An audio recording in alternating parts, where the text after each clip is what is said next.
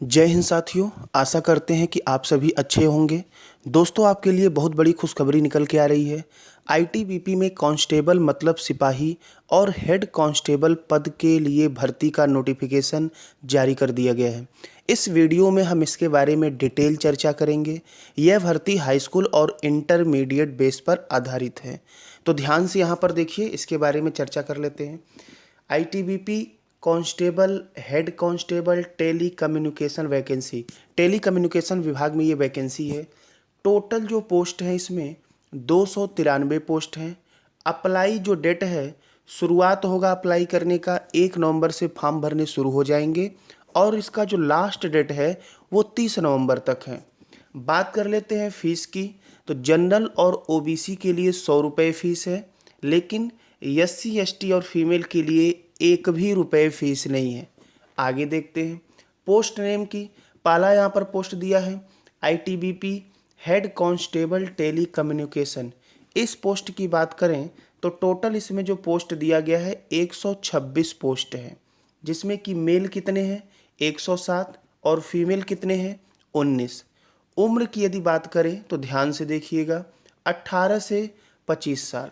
ठीक है, 18 से 25 साल ये जो एज है वो जनरल वालों के लिए है। ठीक है, और इनका जो एज होना चाहिए 1 दिसंबर 1997 से लेकर 30 नवंबर 2004 के मध्य में ही एज होना चाहिए। लेकिन एज के लिए यहाँ पर रिलैक्सेशन छूट भी दिया गया है। ओबीसी के लिए 3 साल और एससी एसटी के लिए 5 साल का छूट दिया गया है।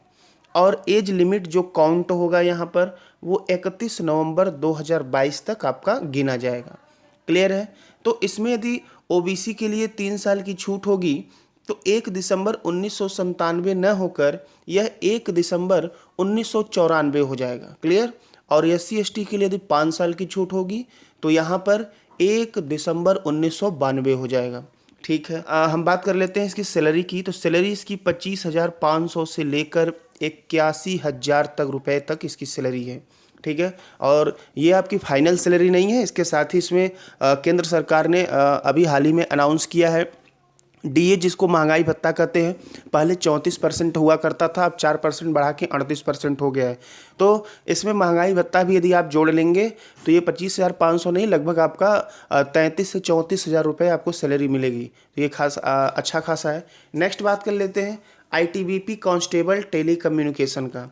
तो इसमें मेल के लिए 142 पोस्ट है और फीमेल के लिए 25 पोस्ट है, अर्थात इसमें टोटल 167 पोस्ट हैं।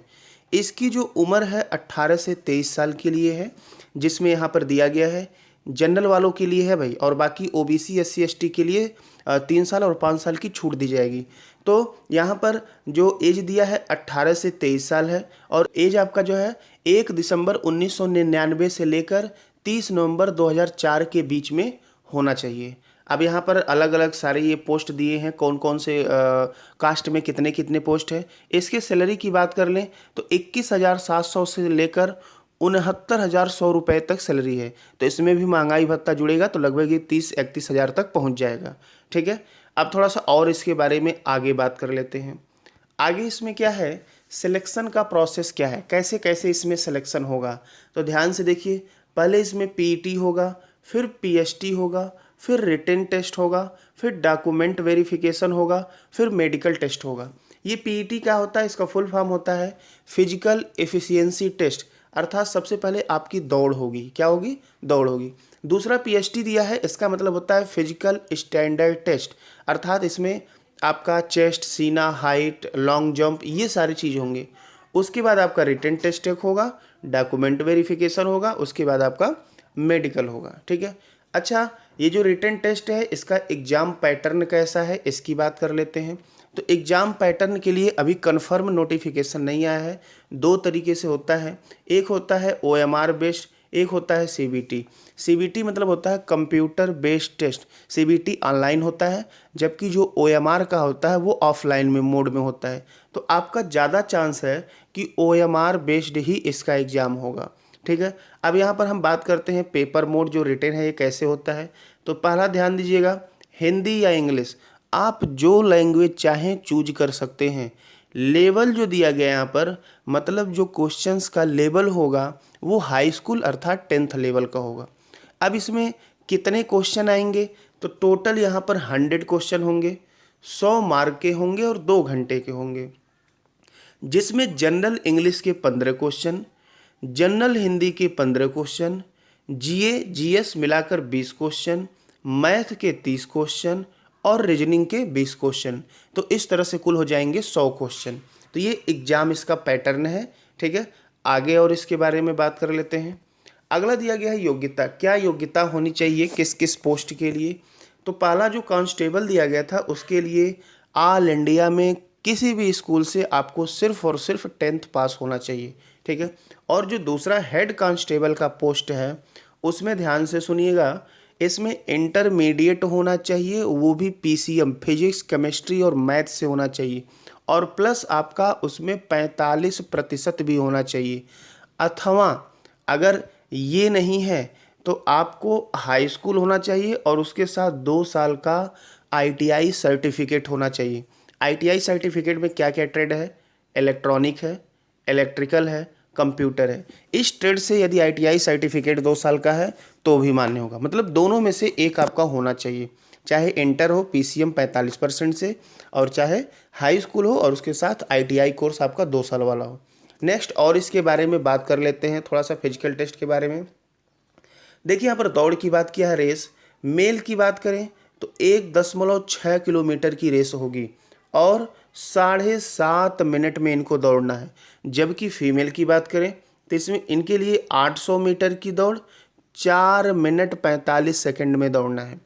अच्छा, लॉन्ग जंप की बात करें तो इसमें मेल के लिए 11 फीट है और फीमेल के लिए 9 फीट है। हाँ, एक बात ध्यान दीजिएगा कि लॉन्ग जंप के लिए आपको 3 चांस दिया जाएगा।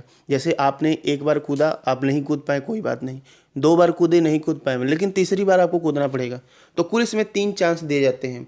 अच्छा, ये लॉन्ग लंबा हो गया। हाई जंप जो है मेल के लिए 3.5 फीट और फीमेल के लिए 3 फीट, इसमें भी 3 चांस दिए जाते हैं।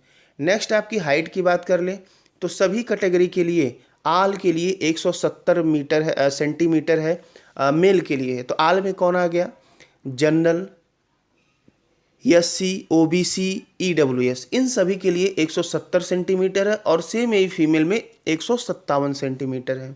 लेकिन एसटी का जो हाइट है 162.5 सेंटीमीटर है और फीमेल का 150 सेंटीमीटर है। चेस्ट की बात करें तो सभी के लिए, ये केवल मेल के लिए है, फीमेल के लिए नहीं है। तो सभी के लिए कहने का मतलब जनरल, ओबीसी, एससी, ईडब्ल्यूएस, इन सभी के लिए जो चेस्ट है 80 से 85 सेंटीमीटर होना चाहिए और एसटी के लिए 76 से 81 सेंटीमीटर होना चाहिए, ठीक है। ये पूरा डिटेल प्रोसेस था कैसे कैसे इसकी भर्ती प्रक्रिया होगी। हाँ, यदि आप फॉर्म के लिए अप्लाई करते हैं, जो भी हाई स्कूल इंटर है उनके लिए एक बहुत ही सुनहरा अवसर है।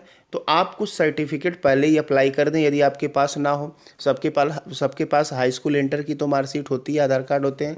ये डोमिसाइल सर्टिफिकेट आपको बनवा लेना है, अर्थात ये लगेगा निवास प्रमाण पत्र। और जिनका जो कास्ट सर्टिफिकेट बनता है एससी, एसटी, ओबीसी, वो अपना कास्ट सर्टिफिकेट भी बनवा लें। तो ये रहे इसके बारे में आईटीबीपी कांस्टेबल और हेड कांस्टेबल के बारे में डिटेल जानकारी। धन्यवाद।